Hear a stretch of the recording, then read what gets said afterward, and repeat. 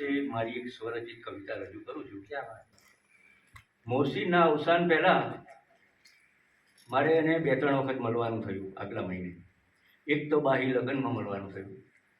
ત્યાર પછી ગોવિંદ ગુરુ યુનિવર્સિટીમાં ભાઈ સતીશે જે ગઝલ ગાઈ વેદના અને રદીપથી એ એણે રજૂ કરી હતી. અને એ કાયમ એ ગઝલ એ તરન્નુમમાં રજૂ કરતો હતો, ગાઈને રજૂ કરતો હતો. એ દિવસ એને શરદી ખાંસી હતી. એના અવસાન જોડે આ વિષયને કોઈ સંબંધ નથી, પણ એ દિવસે શાસ્ત્રી સાહેબે કહ્યું પણ ખરું એને કે તરન્નુમમાં ગા, પણ એ હસી ગયું કે ખાંસી એને દેખાતી શરદી. એટલે મોસીન ત્યાર પછી એણે બાહીમાં કવિ સંમેલન પણ ગોઠવ્યું હતું. અને એ વખતે આ સોલંકી સાહેબ પણ ઉપસ્થિત રહેલા હતા, આપણે રાજેશ. મોસીન એક સારો વ્યક્તિ હતો. અને આજે હું લગ્ન છોડીને મોસીનના આ સમારંભમાં હાજર થયો છું. એ પણ એનામાં કશુંક એવું કંઈક હતું. એના અવસાનના મેસેજ જેવા મળ્યા હું કટાણા હતો.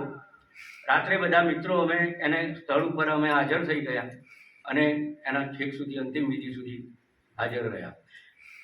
ઉમ્મીદ ચેરિટેબલ ટ્રસ્ટ તરફથી પણ એણે ઘણા બધા પ્રોગ્રામ અમને સારા આપ્યા છે.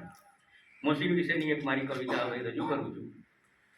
સરળ નિખાલસ ને સારા થવાથી, કે સરળ નિખાલસ ને સારા થવાથી મોસીન ફરક પડ્યો છે તારા જવાથી.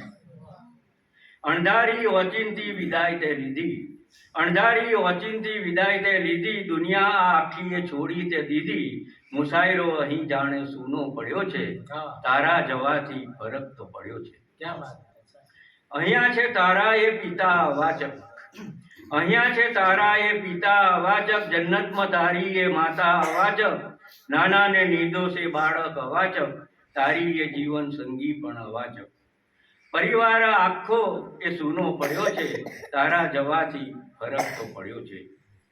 વિદ્યા તણાદાન સાચા તે દીધા, વિદ્યા તણાદાન સાચા તે દીધા, પ્રેરણા ને ઉત્સાહ તણા કામ કીધા. મનમાં ના રાખ્યું કશું પણ ભરીને, મનમાં ના રાખ્યું કશું પણ ભરીને, સવાયા કરી સૌને મંચસ્થ કીધા. 3.5 વર્ગ સૂનો પડ્યો છે, તારા જવાથી ફરક તો પડ્યો છે. સરળ નિખાલસ ને સારા થવાથી ફરક પડ્યો છે તારા જવાથી. પ્રભુ એના આત્માને શાંતિ તું દેજે, પ્રભુ એના આત્માને શાંતિ તું દેજે, આ પ્રાર્થના અમારી તું સ્વીકારી લેજે. પ્રભુ એના આત્માને શાંતિ તું દેજે, આ પ્રાર્થના અમારી તું સ્વીકારી લેજે. સાવ નિખાલસ ને ભોળો હતો એ, તારા ચરણમાં સમાવી તું લેજે. ટૂંકી જિંદગીમાં એ તારો થયો છે, એના જવાથી અહીં ફરક પડ્યો છે.